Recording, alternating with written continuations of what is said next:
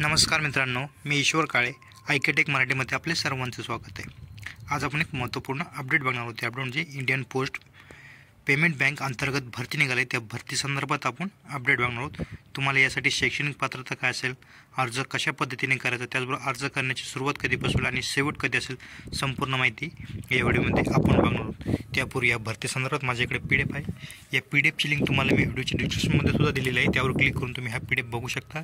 इथे आल्यानंतर बघू शकता मला अशा पद्धतीने काही PDF दिसेल. इथे बघू शकता तुम्ही सुरुवातीला requirement of specialist officers for information technology and information security department या अंतर्गत ही भरती आहेत. तर तुम्ही ॲडव्हर्टाईज नंबर म्हणून बघू शकता. त्यानंतर आपण खाली महत्त्वाची माहिती बघा. Indian post payment bank limited IPPB has been step under the department ह्या अंतर्गतली ही भरती आहेत. इथे तुम्ही बघू शकता काही महत्त्वाची माहिती आहे. Interested candidate who full the eligibility criteria any apply online form. तुम्हाला हा अर्ज ऑनलाईन पद्धतीने करायचा आहे.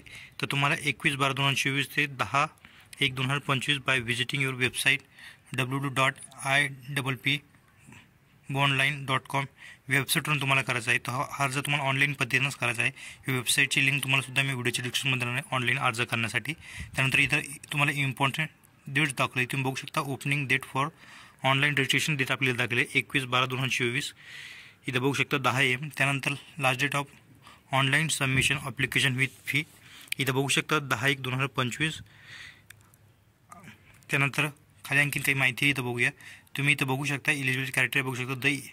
The age post qualification express is on 1/12/2024 for the regular post specified at the table 3.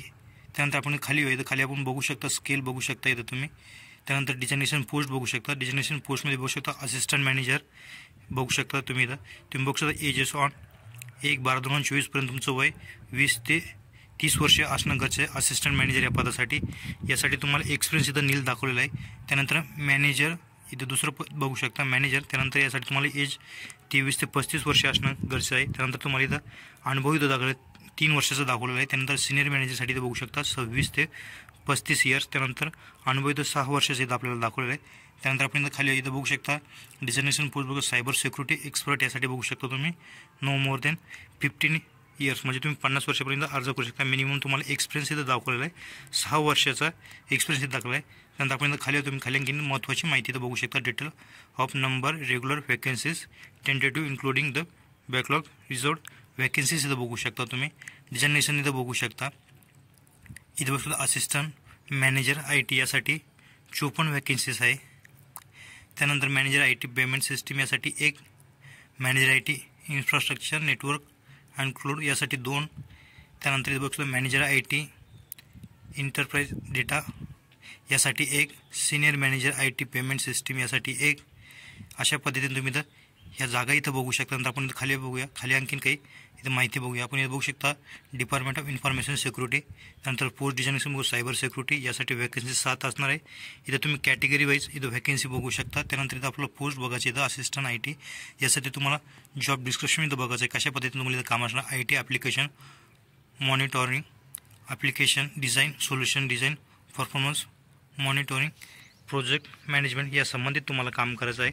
Minimum eligibility criteria इथं तुम्ही बघू शकता. तुमचं एज्युकेशन काय असणार आहे. तुम्हाला इथं मिनिमम एज्युकेशन क्वालिफिकेशन तुम्ही बघू शकताय BE BTech in computer science IT computer application electronics communication engineering electronics and telecommunication electronic and the इन्स्ट्रुमेशन.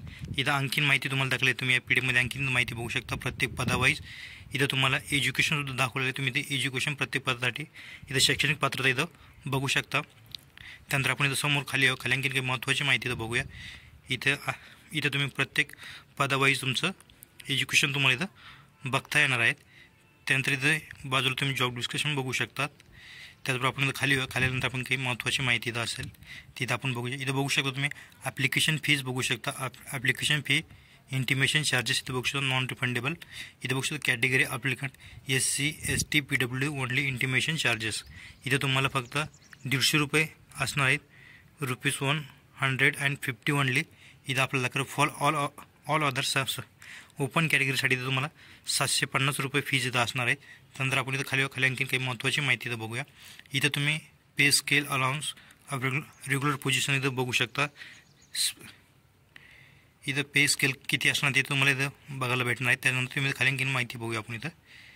इथं तुम्ही बघू शकता प्रोसेस ऑफ अप्लाईंग ऑनलाईन.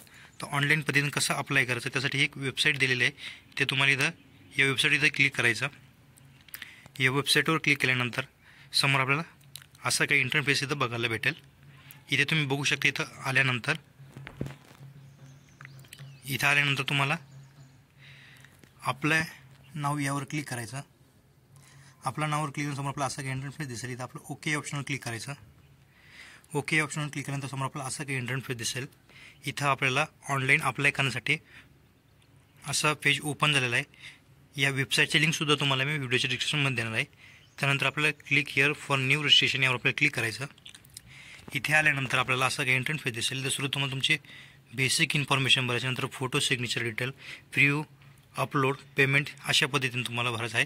तुम्हाला सुद्धा तुमचं फर्स्ट नेम टाकायचं, फर्स्ट कन्फर्म नेम टाकायचं, नंतर middle name, confirm middle name, last name, confirm last name. इथं तुमचं ॲटोमॅटिक फुल नेम पूर्ण फिल होईल. तुमचा मोबाईल नंबर टाकायचा, कन्फर्म मोबाईल नंबर टाकायचा, अल्टरनेट मोबाईल नंबर असेल तर तो टाकायचा, ईमेल आय डी टाकायचा, कन्फर्म ईमेल आय डी टाकायचा. इथं डॉमिनन्स नेम इथं आपल्याला सिलेक्ट करायचं. नंतर कॅप्चर टाकायचा, next and save and next ऑप्शनवर क्लिक करायचं. नंतर आपल्याला पुढचं ऑप्शन तुम्हाला फोटो, सिग्नेचर अपलोड करायचं. नंतर डिटेल्स, प्रिव्ह्यू, अपलोड, पेमेंट अशा पद्धतीने तुम्हाला हा फॉर्म भरायचा आहे. आजचा हा असा महत्त्वपूर्ण व्हिडिओ होता. व्हिडिओ आवडल्यास लाईक करा, कमेंट करा, शेअर करा. असेच आपल्या चॅनलचे नवीन नोटिफिकेशन बघण्यासाठी चॅनलला सबस्क्राईब करून ठेवा. थँक्यू, धन्यवाद. पुन्हा भेटू नवीन अपडेट्ससह.